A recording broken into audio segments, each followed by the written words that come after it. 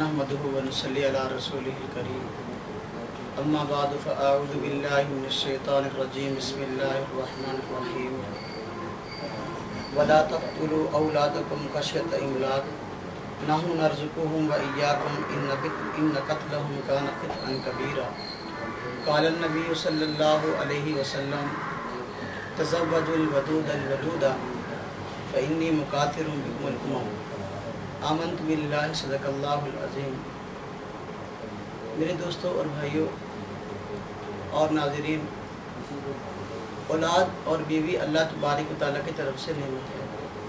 اتنی بڑی نعمت ہے کہ انبیاء علیہم السلام نے بھی اس کے حاصل کرنے کے لیے دعا کی ہے۔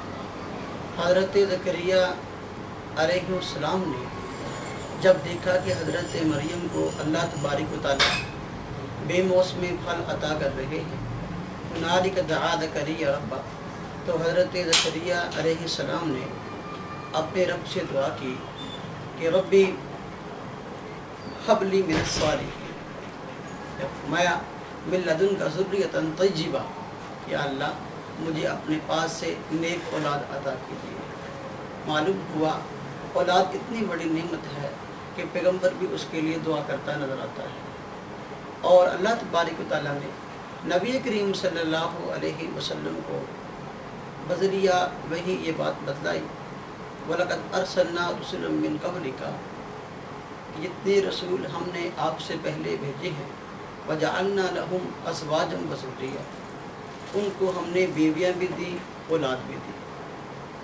تو جب انبیاء علیہم السلام کی مجموعی سنت ہے شادی کرنا اور اولاد پیدا کرنا، تو جو آدمی اولاد پیدا کرنے سے روکتا ہے یا ایسے ذرائع اختیار کرتا ہے، گویا وہ انبیاء علیہم السلام کی مجموعی سنت سے انحراف کر رہا ہے۔ جب اسلام آیا تو اس وقت زمانہ جاہلیت شروع تھا۔ زمانہ جاہلیت میں لوگ مختلف انداز سے اولاد کو ختم کیا کرتے تھے، نسل کشی کی مختلف صورتیں اس وقت رائج تھیں۔ بعض لوگ حمل ہونے کے بعد اپنی بیوی کی حمل کو ضائع کر دیتے، یعنی اسقاط حمل سے کام لیتے۔ بعض لوگ بچوں کے پیدا ہونے کے بعد اس کو قتل کر دیا کرتے تھے، اور بعض لوگ برہم چرج کا طریقہ اختیار کرتے، یعنی یا تو شادی ہی نہ کرتے، کنوارے رہتے، یا شادی کرنے کے بعد اپنی بیوی سے صحبت نہ کرتے، اس کے قریب جانے سے احتیاط کرتے۔ اسلام نے ان تمام چیزوں کو ختم کیا۔ نبی کریم صلی اللہ علیہ وسلم نے اولاد کی محبت لوگوں کے دلوں میں ڈالنے کے لیے اور اولاد زیادہ چاہنے کے لیے مسلمانوں کو اس بات کی ترغیب دلائی کہ تزوج الودود الولودہ، کہ تم ایسی عورتوں سے شادی کرو جو خاوند سے محبت کرنے والی ہو، ایک بات۔ دوسری، ایسی عورت سے شادی کرو جو کہ زیادہ بچے جننے والی ہو۔ آگے آپ صلی اللہ علیہ وسلم نے وجہ بیان فرمائی فَإِنِّي مُكَاثِرٌ بِكُمُ الْأُمَمَ، کہ جو عورت زیادہ بچے جنے گی، ظاہر بات ہے نبی کریم صلی اللہ علیہ وسلم کی امت میں اضافہ اتنا ہی زیادہ ہوگا۔ اس لیے آپ صلی اللہ علیہ وسلم نے فرمایا کہ میں کل قیامت کے دن لوگوں پر اپنی امت کے زیادہ ہونے کی وجہ سے فخر کروں گا۔ تو آپ صلی اللہ علیہ وسلم نے زمانہ جاہلیت کے مقابلہ میں، جو کہ اس وقت اولاد کو روکنے کی یا قتل کرنے کی یا ضائع کرنے کی، نسل کشی کی مختلف صورتیں تھیں، ان کو ختم کرنے کے لیے زیادہ بچے جننے والی عورت سے شادی کرنے کی ترغیب دلائی ہے۔ اور یہ اسلام کا بہت اہم اصولوں میں سے ایک اصول ہے کہ شادی اس عورت سے کی جائے جو کہ زیادہ بچے جننے والی ہو۔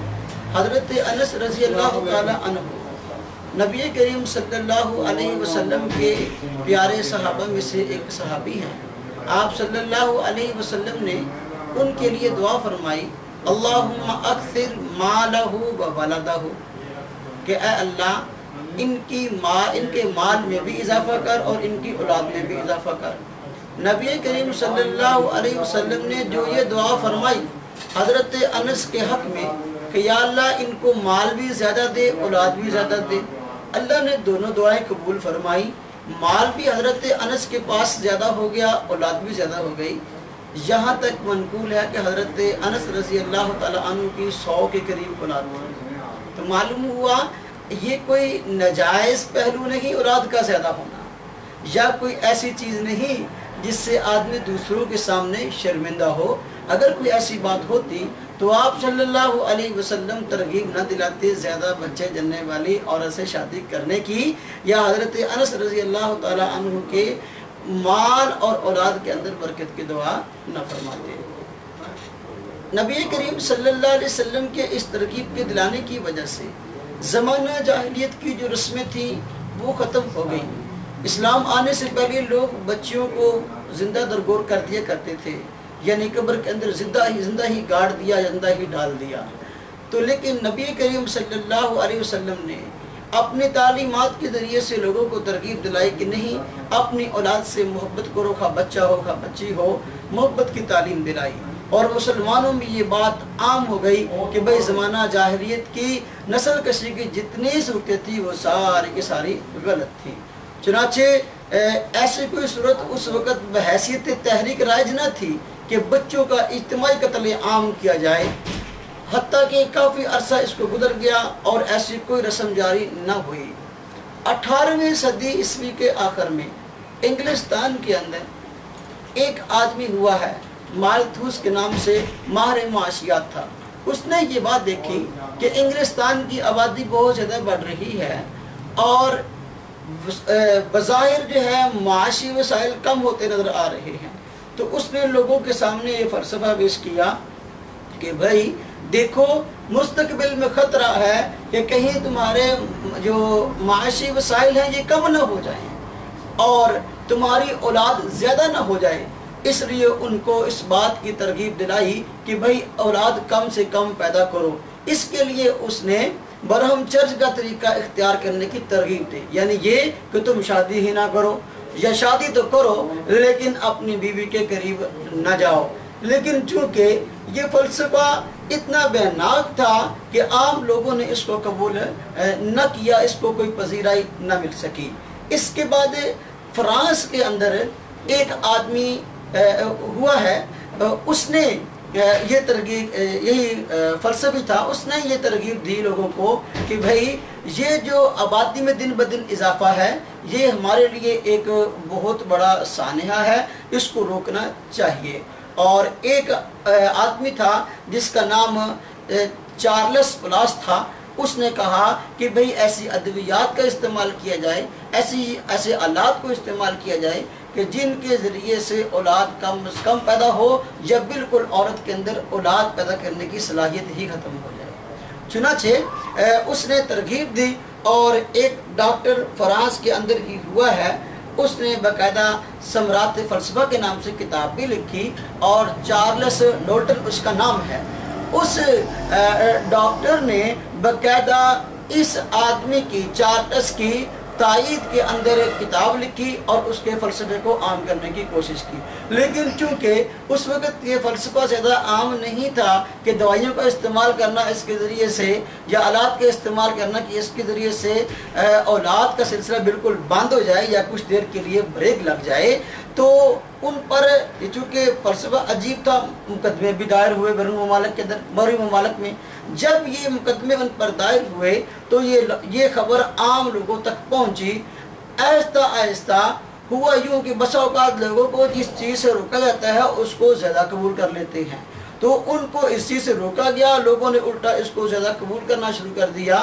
مغربی ممالک کے اندر، تمام ممالک کے اندر اس کی انجمنیں قائم ہونا شروع ہو گئیں کہ بھئی خاندانی منصوبہ بندی ہونی چاہیے اور اس کے لیے مختلف ادویات اور مختلف آلات کا استعمال ہونے لگا اور آلات ایجاد ہونے لگے۔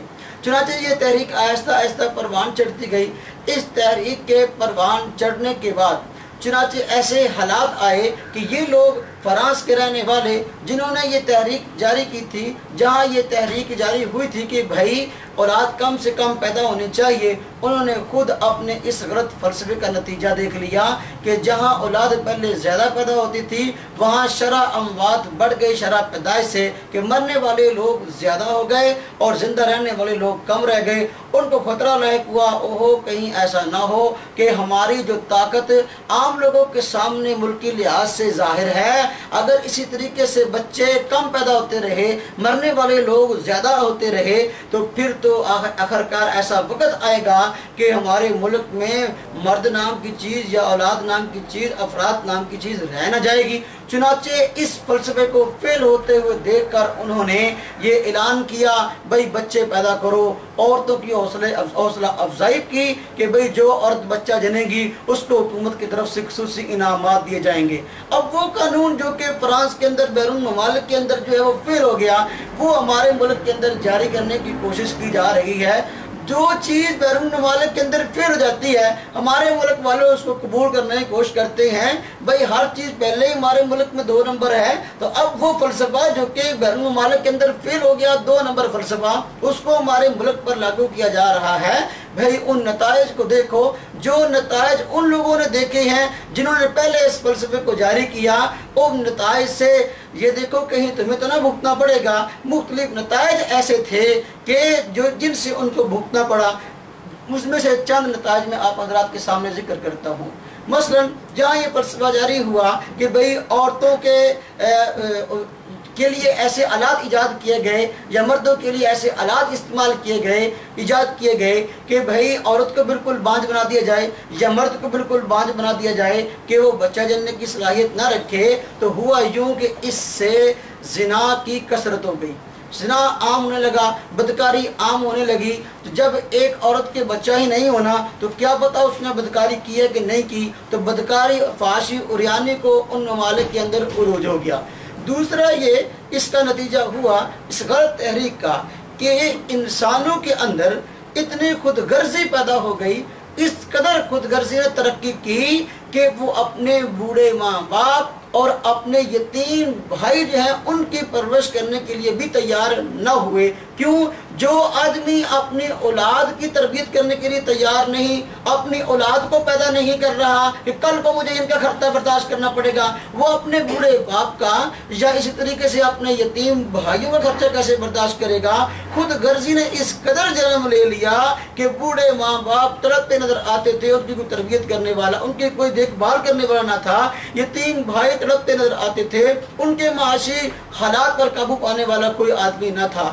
اسی طریقے سے جہاں اور نتائج سامنے آئے، نتیجوں میں سے ایک اہم نتیجہ یہ سامنے آیا اس غلط تحریک کا کہ شرح پیدائش سے شرح اموات بڑھ گئی، یعنی موتیں زیادہ ہونے لگی اور پیدائش کم ہونے لگی۔ انہوں نے خود دیکھا کہ بھئی پہلے تو ہمارے اندر بہت زیادہ عروج تھا، طاقت تھی اور لوگوں پر ہمارا رعب تھا، اب یہ ہوا ہے کہ ہماری تعداد دن بدن کم ہو رہی ہے اور ایسا نہ ہو کہ دوسری اقوام ہمارے اوپر غالب آ جائیں۔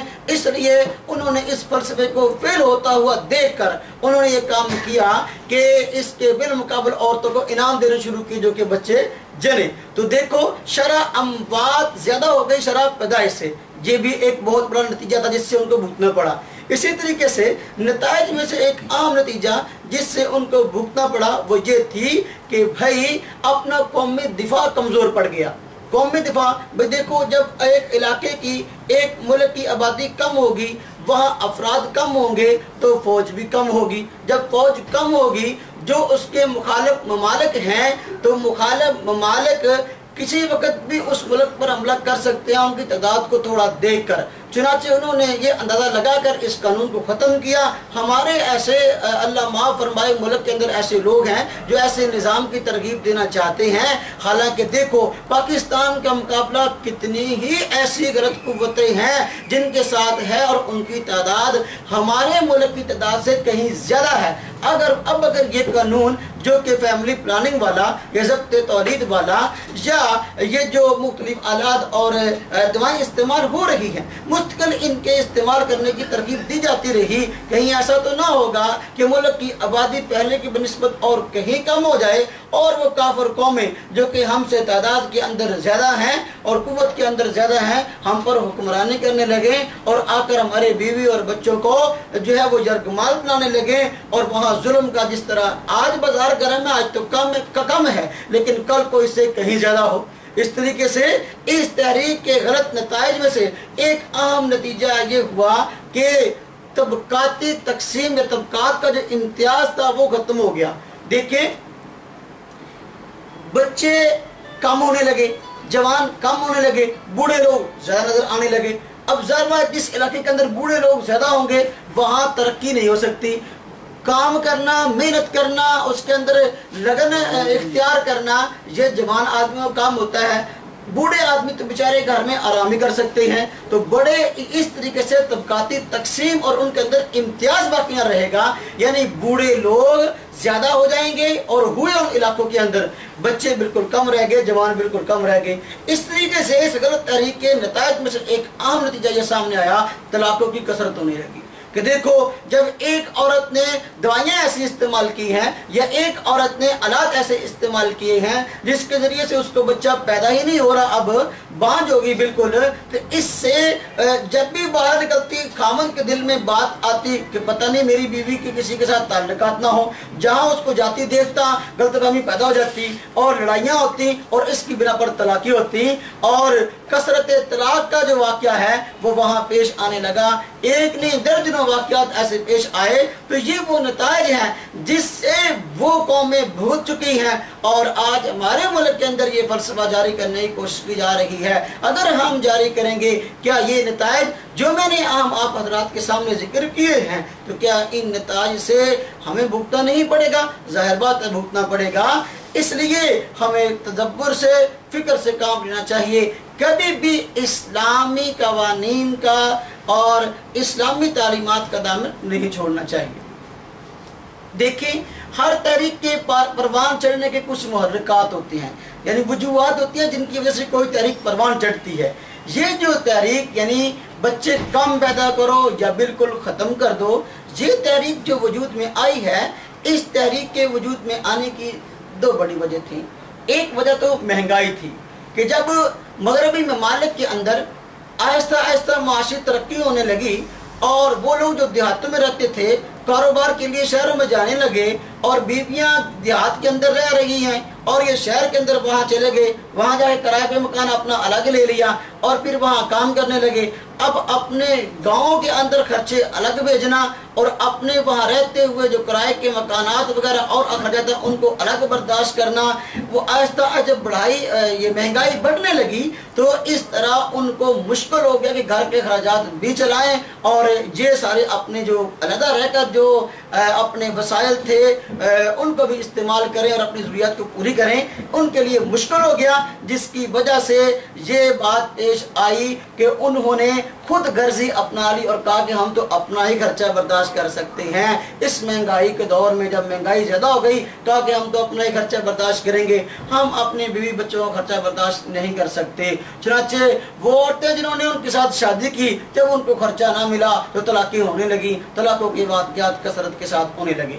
और फिर ये दूसरा मुहर्रिक जो इस तहरीक का हुआ वो मजबूरी की वजह से हुआ, हालात ऐसे पैदा कर दिए गए कि इस काम को भी पेश आना पड़ा। वो ये कि औरतों के अंदर माशी इस्तिक़लाल कि औरतों ने चाहा कि जिस तरह मर्द जाकर एक ख़ास तनासब से और एक ख़ास अंदाज से बाहर जाकर नौकरी करते हैं और तनख्वाह लाते हैं, उनकी एक टाइमिंग है, आने जाने की तरतीब है, जब वो हमें खर्चा नहीं देते या हमारा खर्चा बर्दाश्त नहीं कर सकते तो हम अपने पाँव पर खड़ी हों और हम खुद जाकर नौकरी करें। नौकरी करने के बाद जो है अपने पाँव पर खुद खड़ी होंगी। चुनाचे वो बेचारियाँ औरतें जिनके खर्चे खामदों के जिम्मा ज़रूरी थे, जब वो नौकरी करने के लिए गई हैं और वहाँ उन्होंने देखा कि अब तो हमें रोज़ाना नौकरी पर आना पड़ेगा, अब अगर हम बच्चे पैदा करती हैं तो हमें 2-2, 3-3 महीने की छुट्टी बच्चों की पैदा करने की वजह से तो नहीं मिल सकती।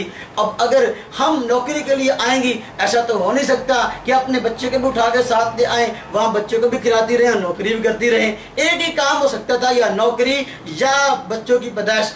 या नौकरी या बच्चों की तरबियत। इसलिए तंग आकर उन औरतों ने कहा कि हम बच्चों को जनते ही नहीं। तो देखो ये दो मुहर्रिकात जो पेश आए, मैंने बताया कि भाई ये असल में दो मुहर्रिकात जो पेश आए, महंगाई का होना, ये सरमायादार निज़ाम की लानत है। सरमायादार निज़ाम को छोड़ दिया जाए और इश्तराकी निज़ाम जो बिल्कुल उसके उल्टा उसको भी छोड़ दिया जाए, इस्लामी निज़ाम को अपना जाए, कभी भी ये सूरत हाल पेश नहीं आएगी जो कि आ रही है। और खावंद अपनी बीवियों के हुकूक अदा करें और उनके ज़िम्मा जो खर्चा है उसको अदा करें। कभी भी बीवियों को ये हालात देखने ना पड़ेंगे और उन औरतों को भी ना देखने पड़ते जिनके साथ ये वाक़यात पेश आए हैं। आजकल हज़रात जो हैं अपनी इन गलत रवश को, जो गलत उनकी रवशें चल पड़ी हैं, औलाद के रोकने के जो ज़राए हैं उन्होंने इख्तियार किए, उनको जारी रखने के लिए, आवाम में फैलाने के लिए मुख्तलिफ तरह के ढकोसले, मुख्तलिफ तरह के दलाइल देने की कोशिश करते हैं। हालांकि उन चीज़ों को आदमी दलील नहीं कर सकता, लेकिन उनको वो कहते हैं कि जी हमारे पास बड़े बड़े दलाइल हैं। हमने जो आज कहा कि भाई ख़ानदानी मनसूबा बंदी को आम होना चाहिए, इसकी तहरीक चलनी चाहिए, हमारे पास इसके दलाइल हैं। अब वो दलाइल कौन से हैं, मैं उनमें से आम दलाइल आप हज़रात के सामने जिक्र करता हूँ। दलाइल में से एक आम चीज़ उन्होंने, या दलील उन्होंने ये जिक्र की है कि भाई देखो, अगर औलाद ज़्यादा होगी तो फिर इससे ये होगा कि वसाइल माश की किल्लत होगी। यानी ऐसा तो होगा कि लोग होंगे लेकिन उनको नौकरियां ना मिलेंगी और वो बेचारे बेरोजगार फिरेंगे। और ऐसा होगा कि भाई औलाद ज़्यादा है और अफराद ज़्यादा हैं लेकिन उनको कमाने के लिए कोई जो है ज़रिया माश नहीं मिल रहा। तो इसलिए उन्होंने कहा कि भाई हम ये काम कर रहे हैं, कम लोग होंगे, कम वसाइल होंगे तो भाई हमारा काम चलता रहेगा। भाई हम तुम्हें कहते हैं अल्लाह तुम्हें अक्ल दे, भाई बात तो ये है कि अगर तुम्हारे पास वसाइल की कमी है जो कि माश के हैं या माश के ज़राए हैं, तुम्हें चाहिए कि भाई अपने माश के वसाइल को बढ़ाओ।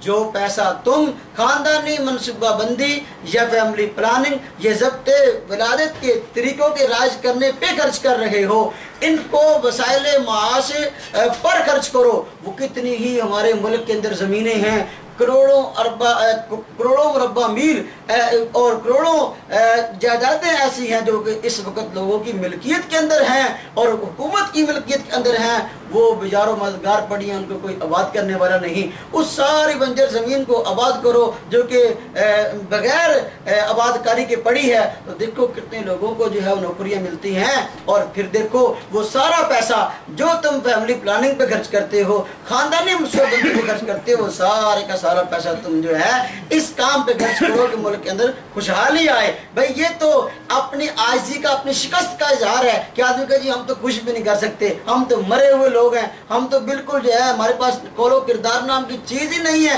इसलिए हम ना मेहनत कर सकते हैं ना हम इसमें माशी मैदान में तरक्की कर सकते हैं। ये तो अपनी शिकस्त का इजहार है।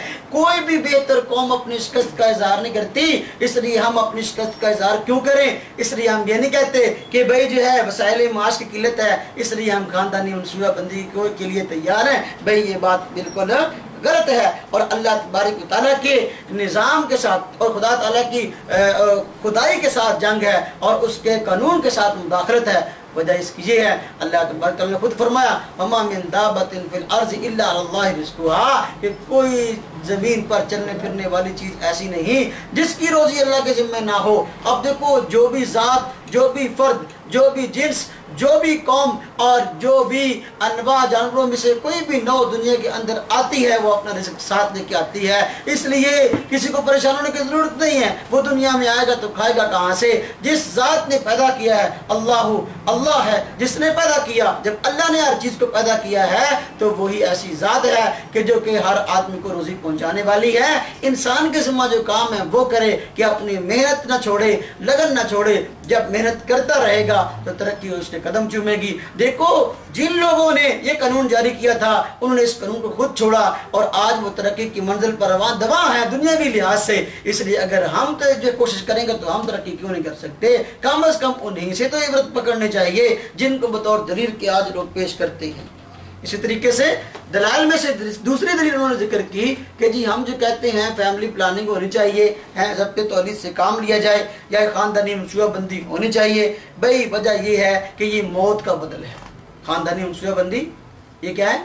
मौत का बदल है। ये मौत का बदल किस तरह है? वो कहते हैं भी देखो, जब एक इंसान दुनिया में आता है, जिंदगी गुजारता है, गुजारने के बाद जब वो अपनी खास उम्र पाकर दुनिया से जाता है, उसके जाने की वजह से यानी उसकी मौत की वजह से उसके रिश्तेदारों को बड़ी तकलीफ होती है, रूहानी जिस्मानी। तो देखो दुनिया में आया तो उस वक्त तो इतनी खुशी शायद ना थी, जब दुनिया में से गया तो उस वक्त बड़ी रूहानी जिस्मानी तकलीफ है। इसलिए हम नहीं चाहते कि पूरे खानदान वालों को सोचगार करें। इसके लिए पहले ही हम एहतियाती तदाबीर इख्तियार कर रहे हैं कि ना ज्यादा लोग होंगे ना ज्यादा मौतें होंगी, ना ज्यादा लोग होंगे ना मौतें होंगी। हम कहते हैं भाई गौर से काम तो लो। क्या तुमने अल्लाह तबारक तआला से वादा कर लिया है कि उसने हजरत इजराइल को ये बात कह दी है कि आइंदा तुमने लोगों को भाई, चूंकि इन्होंने फैमिली प्लानिंग करनी शुरू कर दी है, चूंकि इन्होंने खानदानी मनसूबाबंदी से काम लेना शुरू कर दिया है, इसलिए मौत के फरिश्तों को कह दी कि अब तुमने किसी की जान ही निकाली, इनको रूहानी जिस्मानी तकलीफ होती है, हैं? ये कितनी बड़ी दलील बनाकर पेश की जाती है। हालांकि देखो अगर ये बात है तो हम कहते हैं कहाँ तक तुम अल्लाह के कानून से जंग करोगे? क्या तुम जल्जलों को रोक सकते हो? क्या तुम हादसात को रोक सकते हो? एक्सीडेंट को रोक सकते हो? या तुम जो है सैलाब को रोक सकते हो? अगर मौतें होनी हैं वो अल्लाह तबारक तआला की तरफ से होनी है। अल्लाह तबारक तआला की तरफ से मौत, हर आदमी के लिए मौत का एक वक्त मुकर्रर है। और मौत इज़ा जाअ अजलुहुम ला यस्तअखिरून और साअतन ला यस्तक़दिमून, जिसकी मौत आनी है तो वो एक घड़ी ना आगे हो सकती है न पीछे।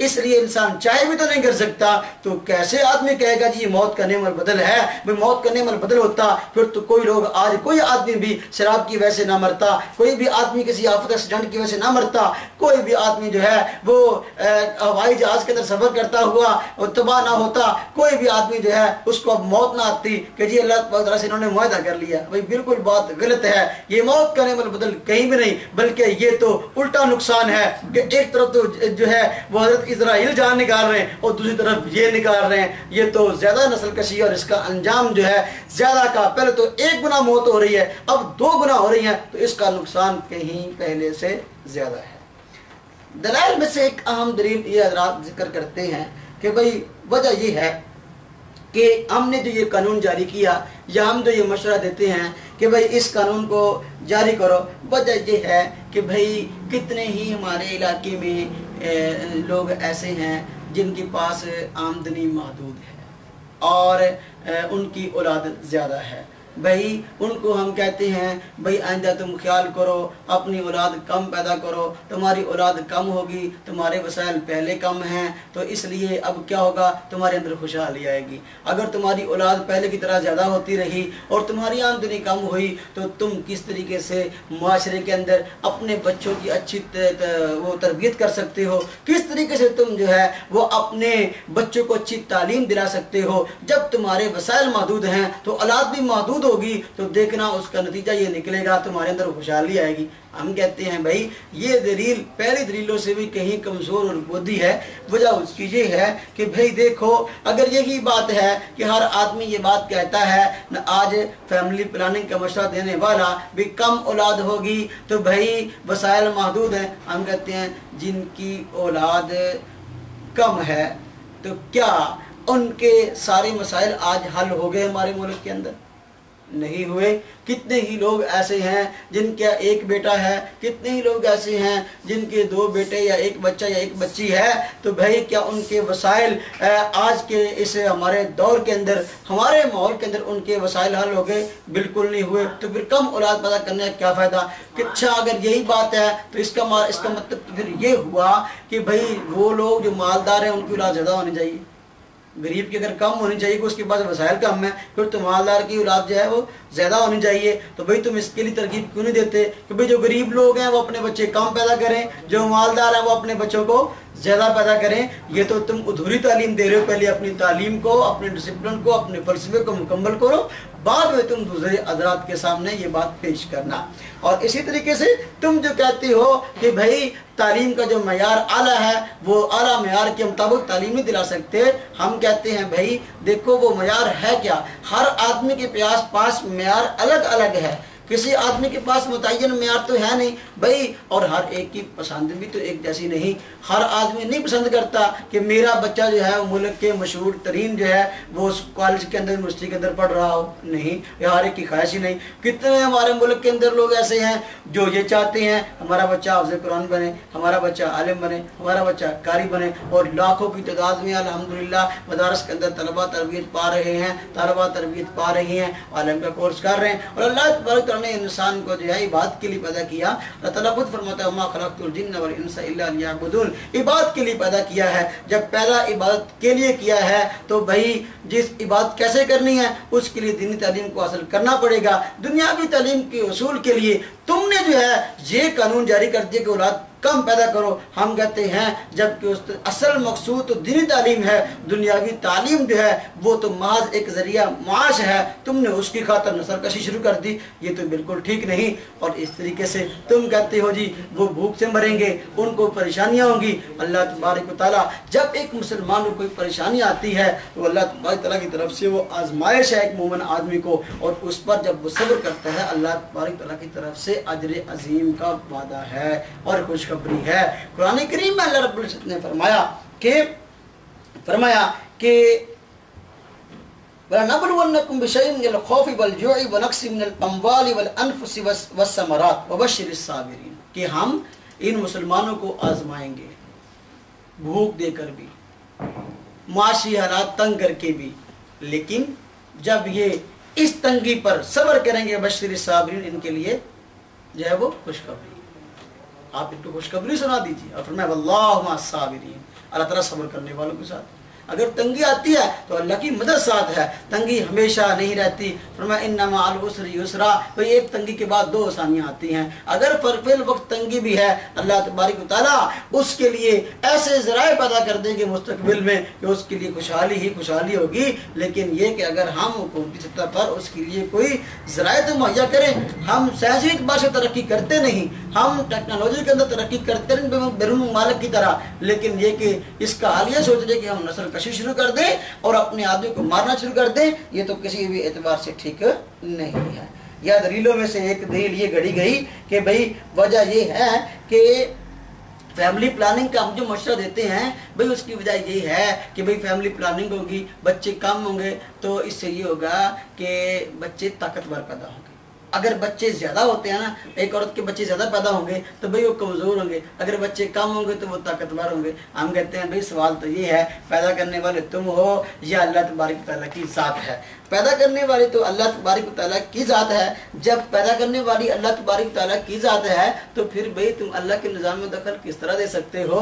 अल्लाह ताला खुद फरमाता है हुवल्लज़ी युसव्विरुकुम फिल अरहाम कैफ़ यशा, अल्लाह वो ज़ात है कि जो कि माओ के पेट के अंदर तुम्हारी शक्लें बनाता है कैफ़ यशा, जैसे चाहता है। भाई देखो हम कहते हैं चलो बतौर सबूत की अगर तुम्हें नहीं मिलते ऐसे लोग जिन लोगों ने फैमिली प्लानिंग की है, जिन लोगों ने मनसूबाबंदी से काम लिया है, उनके एक या दो बच्चे हैं, भाई वो भी देखो कितने ऐसे हैं, दो बच्चे हैं उनमें से एक माजूर है, दो बच्चे हैं एक जो है वो उसको गूंगा है, एक बच्चा है वो आंखों से नबीना है, एक बच्चा है उसको कई तरह की अमराज लायक हैं। तो ये तो कोई जरूरी नहीं कि बच्चे कम होंगे ताकतवर पैदा होंगे, ज्यादा होंगे तो कमजोर पैदा होंगे।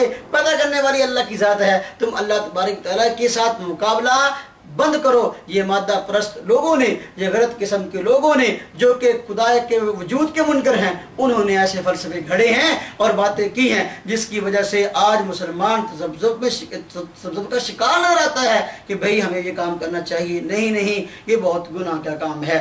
देखो कितने ही लोग ऐसे हैं कि जिन्होंने ये काम करना शुरू किया कि क्या बच्चे दो ही अच्छे, हुआ क्या ऑपरेशन करवा दिया जी, अब बिल्कुल औलाद बंद हो गई, एक्सीडेंट हो गया, दोनों बच्चे फौत हो गए। अब चाहते हैं जी हाय औलाद हो, तो औलाद कहां से हो, रोते फिरते हैं। कितने अफराद को हम जानते हैं कि जो कि जिन्होंने ये काम किया, एक्सीडेंट हो गया बच्चे का, एक फौत हो गया, एक माजूर हो गया है, اب روتا پھرتا ہے کاش کہ میں نے یہ ایسے ذرائع اختیار نہ کیے ہوتے کہ میری اولاد کا سلسلہ بالکل بند ہو جاتا، آج میری اولاد ہوتی کل کو میرا سہارا بنتی، میں بوڑھا ہو گیا ہوں، میں معذور ہوں، میرا بچہ گھر میں ایکسیڈنٹ کی وجہ سے معذور پڑا ہے، کیا کہ روتا ہے ان کو کہ اے لوگوں کو غلط مشورے دینے والوں، اے ایسی دوائیاں ایجاد کرنے والوں، تم میں سے کوئی آدمی ہے جو میرا کل کو سہارا بن سکے؟ کس منہ سے آج ہم ایسی باتیں کرتے ہیں جب ہم دوسروں کے لیے ایسے کام کر ہی نہیں سکتے جو کہ دوسروں کی بھلائی والے ہوں، تو دوسروں کے نقصان والے کام تو نہیں کرنے چاہیے۔ اسی طریقے سے ایک دلیل یہ دیتے ہیں، کہتے ہیں جی عورت جو ہے اگر زیادہ بچے جنے گی تو وہ کمزور ہوگی، اور اگر کم بچے جنے گی تو وہ طاقتور ہوگی، اور زیادہ بچے جنے گی اس کی صحت خراب ہوگی، کم بچے جنے گی تو اس کی صحت صحیح ہوگی۔ ہم کہتے ہیں اگر یہی بات ہے پھر تو کسی بھی ایسی عورت کی صحت خراب نہیں ہونی چاہیے جس نے منصوبہ بندی سے کام لیا۔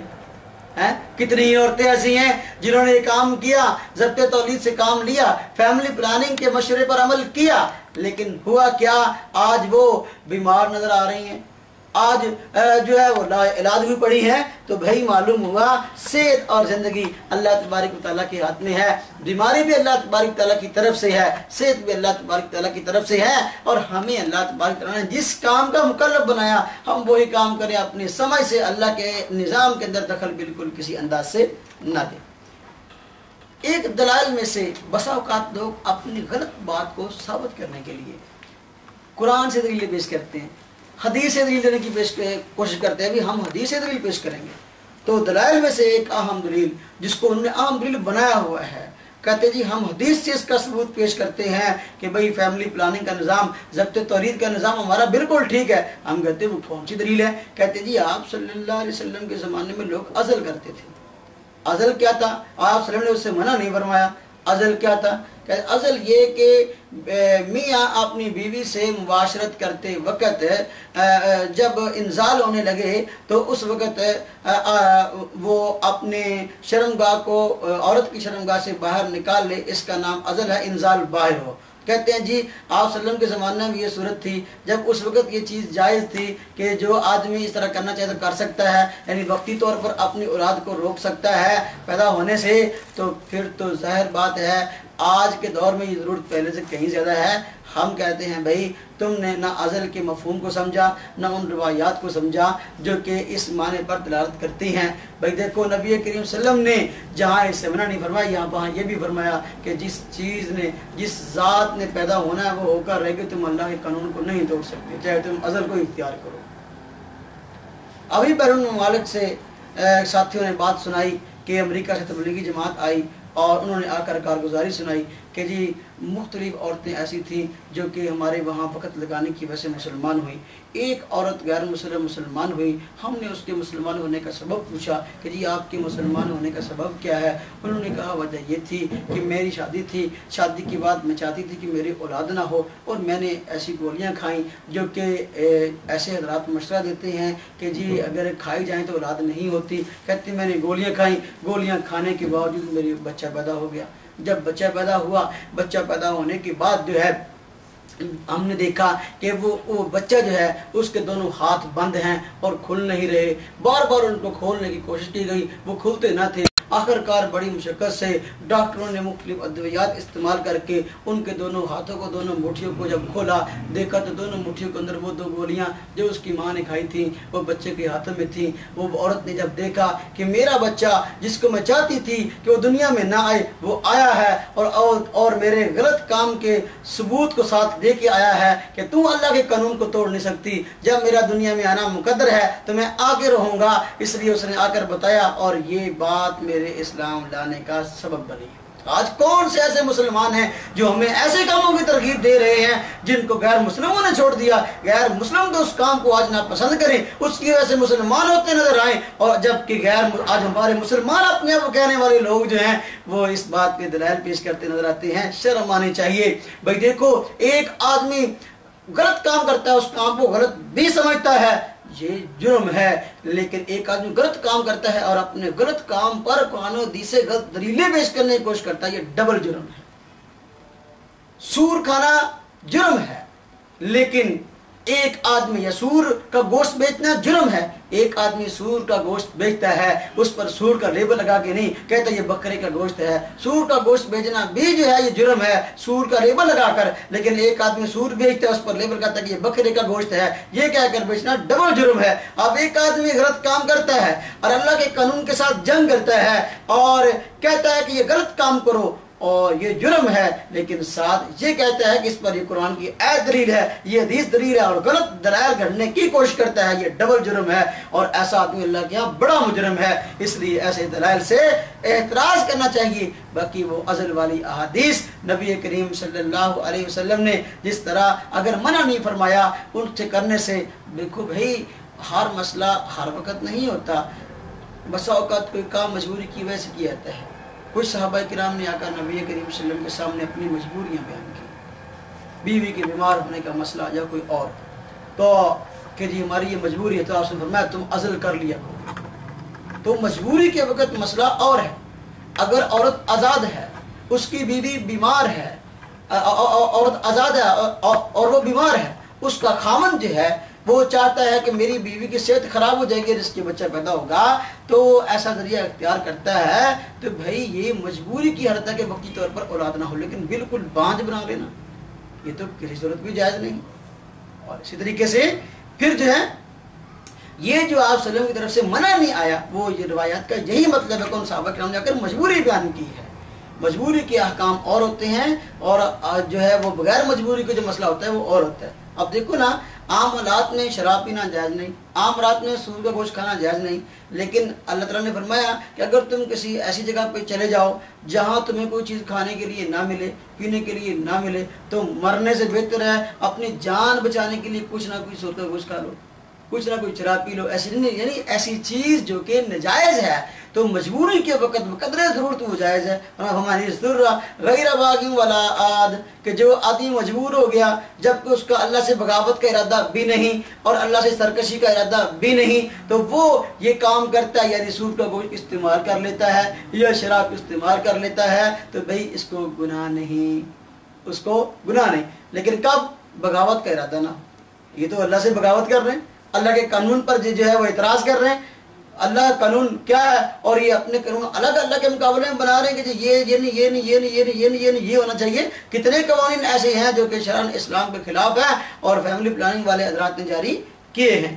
اس لیے یہ کھلا اللہ تبارک تعالیٰ کے قانون کے ساتھ جنگ ہے۔ باقی یہ کہ جہاں عزل کے جواز پر دلیلیں آئی ہیں، میں نے بتایا اگر آزاد عورت تھی اس کے حق میں مجبوری کے وقت یہ مسئلہ بتایا گیا، اور اگر وہ لونڈی تھی، جس طرح کہ آپ صلی اللہ علیہ وسلم کے زمانے میں وہ غلام اور باندیاں ہوتے تھے، تو باندی وہ جو کہ عورت خریدی جاتی تھی پیسوں سے، جنگ کے اندر پکڑی جاتی ہے، پھر اسے خرید و فروخت ہوتی تھی، اس سے بغیر نکاح کے نفع اٹھانا جائز تھا۔ تو لونڈیوں سے عام طور پر یہ مسئلہ پیش آتا تھا کہ لوگ عزل سے کام لیتے تھے۔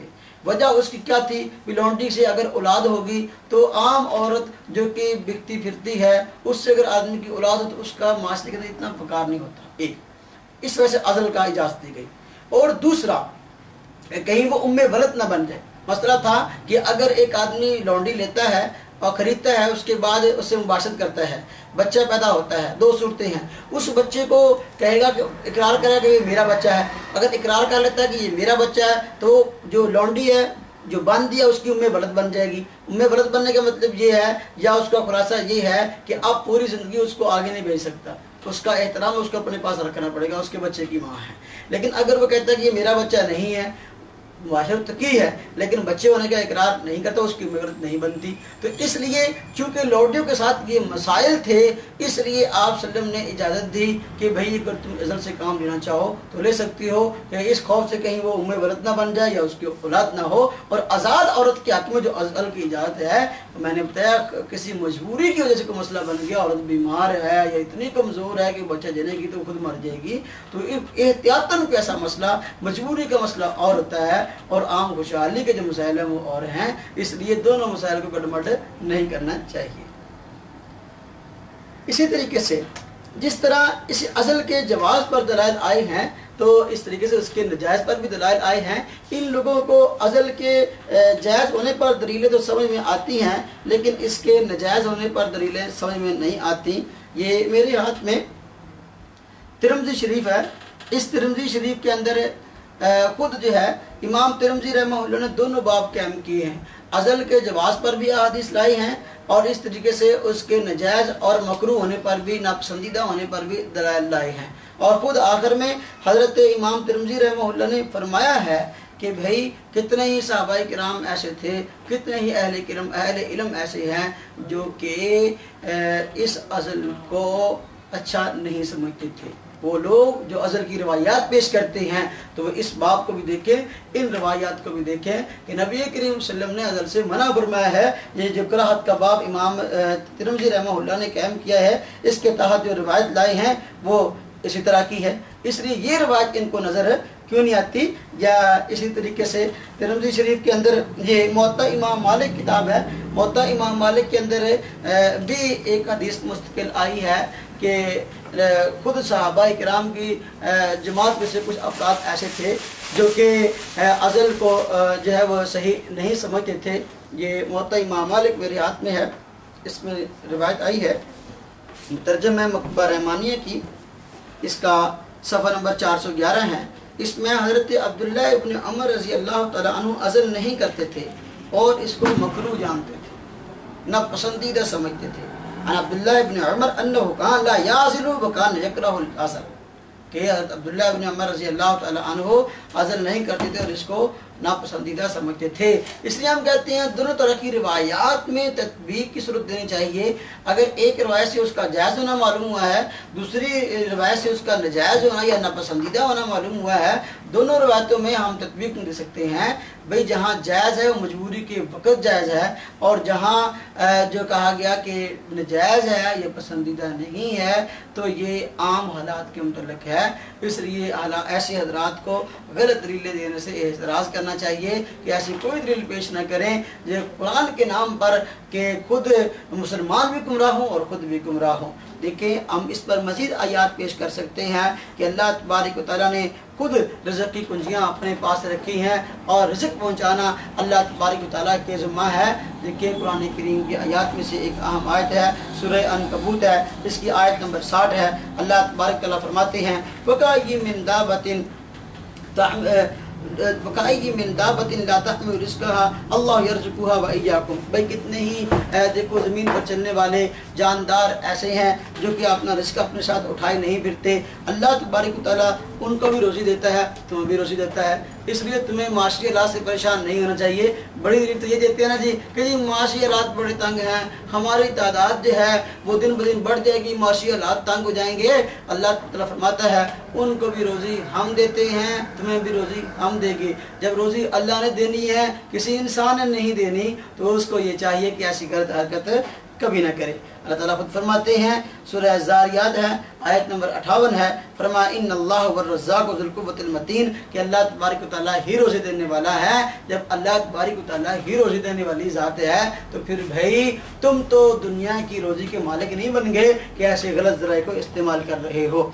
या इस तरीके से लहुम फरमाया लहू मकालिदुस समावाति वल अर्ज़ यबसुतु रिज़्क़ लिमन यशाउ व यक़दिर, ये सूरह शूरा है, इसकी आयत नंबर 12 है। फरमाया अल्लाह तबारक व तआला के पास ये सारी चाबियां हैं।